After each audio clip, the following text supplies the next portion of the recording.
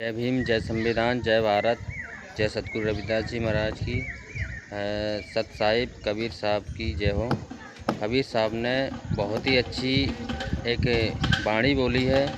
जो लोग झूठे आडंबर पाखंड में फंसे हुए हैं, जो इधर उधर जाते हैं परमात्मा के चक्कर में, सुख के चक्कर में, आनंद के चक्कर में, लेकिन वो नहीं मिल पाता है, क्योंकि इस काल के जाल में फंसकर, भ्रम के जाल में फंसकर जो भ्रमित हो रहे हैं, उनके लिए कबीर साहब ने लिखा है कि मन मत्रा दिल द्वारका काया काशी जान, ये 10 दरवाजे का पिंजरा, इसमें ज्योत पहचान।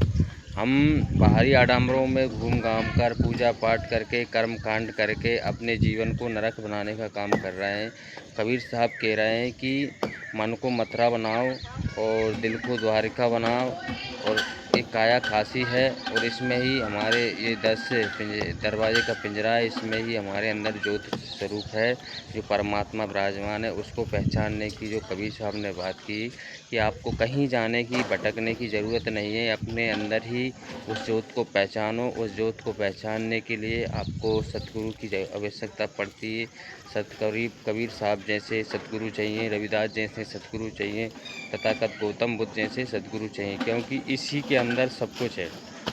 आप जहाँ सत्य को ढूंढने जाते हैं, जो सत्य आप ढूंढने का प्रयास कर रहे हैं, वो सत्य आपके ही अंदर है। तो इसलिए सतगुरु कबीर साहब की ये वाणी इतनी अच्छी वाणी है कि आप चाहे तो अपने जीवन को सफल बना सकते हैं, लेकिन उसके लिए आपको कबीर साहब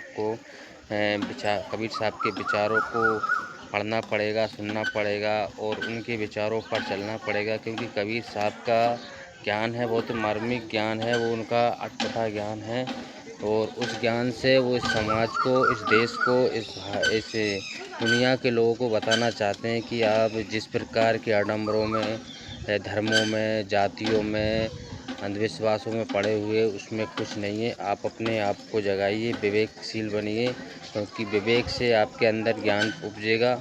इसलिए कबीर साहब ने ऐसी वाणियाँ बोली है।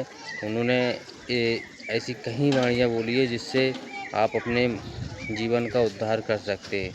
आपको परमात्मा की प्राप्ति के लिए कहीं इधर उधर भटकने की ज़रूरत नहीं है, क्योंकि परमात्मा अपने भीतर ही विराजमान करता है। जहाँ सत्य बोलते हैं, जहाँ सत्य है, जहाँ प्रेम है, जहाँ दया है, जहाँ करुणा है, वहीं परमात्मा का वास है। परमात्मा कोई किसी विशेष रूप में नहीं पाया जाता है। परमात्मा तो एक अवस्था होती है, उस अवस्था को पाने के लिए हमें ही प्रयास करना है, और वो अवस्था हमारे भीतर पाई जाती है। इसलिए मैं आप सभी को फिर से जय भीम, नमो बुद्धाय, जय संविधान, जय भारत।